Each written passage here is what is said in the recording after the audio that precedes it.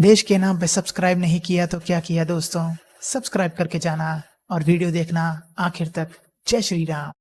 Mr. Khurshid, tell me why there is a prevailing fear amongst Muslims and a large number of the liberal intelligentsia that there is a project to construct a Hindu Rashtra.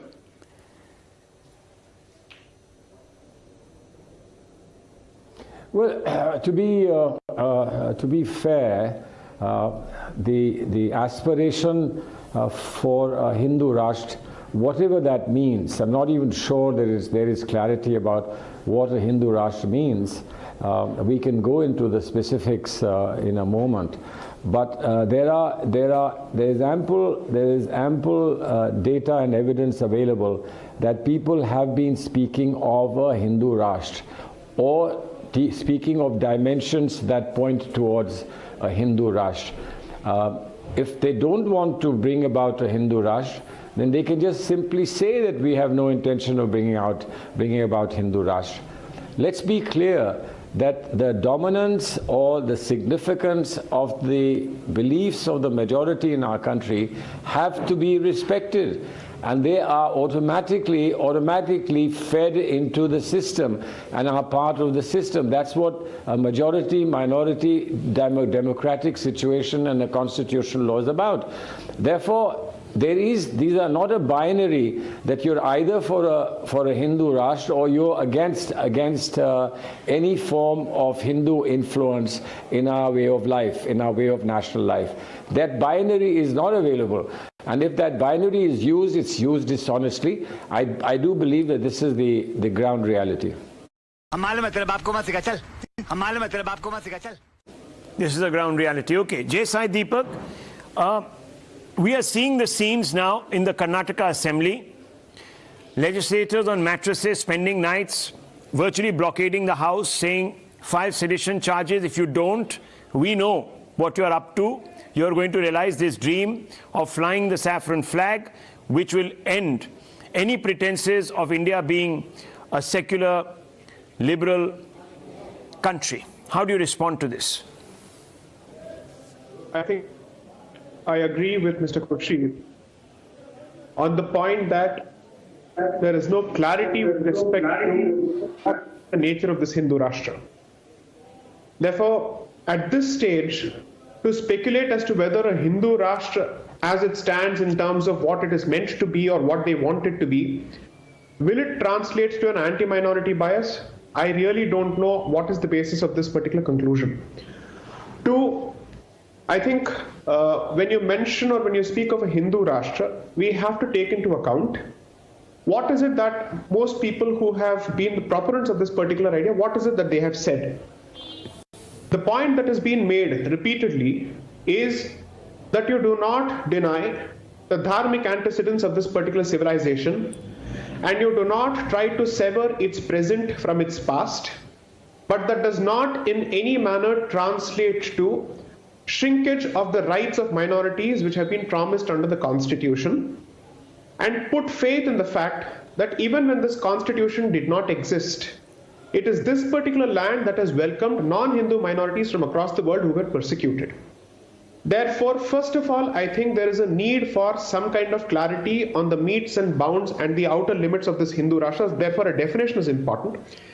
As Mr. Khurshid is a lawyer and I too am a lawyer, both of us know for a fact that definitions ultimately form the basis of any particular structure or superstructure. So therefore, I'm actually happy to have a discussion on the metes and bounds of this, and I think Mr. Khurshid is completely right on this particular aspect. Second, if the statements of certain individuals are to be treated as the basis for what would be the nature of this Hindu Rashtra or minority position, then I must effectively point out the statements made by several leaders from these so-called secular parties, as well as by the Owaisi brothers with respect to Hindus, their beliefs and whatnot, when in fact the very integrity of the Indian state has been challenged, and effectively it's been said that you remove the police machinery and you see what happens. All kinds of inflammatory statements have been made. So if those statements don't reflect the large minority, the large section of the Muslim population going by what they say, then why should the statement of a few individuals, even if they're elected MPs, translate to a reflection of what is a Hindu Rashtra? So I don't think you should use the worst of, let's say, examples from each side to understand what is the same position with respect to each side.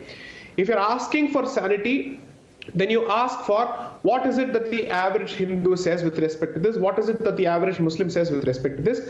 As long as these metes and bounds of the discussion are not clarified, I think it's easy for us to trade statements made by each other. I can cite 10 different statements and he will cite 5 different statements, and ultimately what are we left with? The discussion doesn't move forward.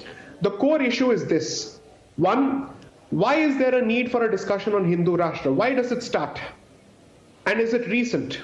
2, what is the potential shape or prospective shape of this Hindu Rashtra? 3, from a constitutional perspective, what would it actually translate to? What would it have? What would be the direct bearing of this particular issue or this particular phraseology or this particular mindset on what we know as secularism today? In this regard, I'll just make one point and I'll leave it for you to take it further. If you look at the history of evolution of secularism in Europe and every other place, it has never required any of these countries to give up their Christian identity or their own religious identity.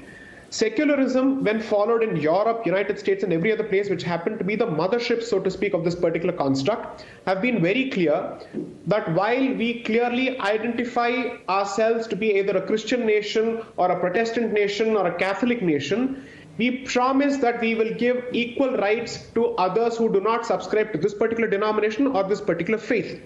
So secularism is actually what is known as Christian secularism. Therefore, when they speak of a Hindu Rashtra, my assumption would be, and since I can't be the spokesperson for anybody else, based on what I've read so far, the ideologues of this particular point of view have specifically said it would effectively translate to a Hindu secular state, which means we will not sever the roots of this particular land and the identity of this particular land from the present.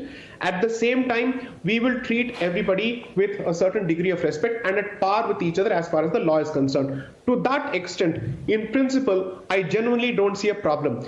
But if the idea is to say India and therefore Bharat should effectively give up its entire heritage, its civilizational heritage, that I think would be a stretch, because it takes forward whatever we have suffered for the last 1400 years or 1500 years. That may not be right. Every culture and every society has a right to assert its core identity, but that does not need to come at the expense of anybody else's identity.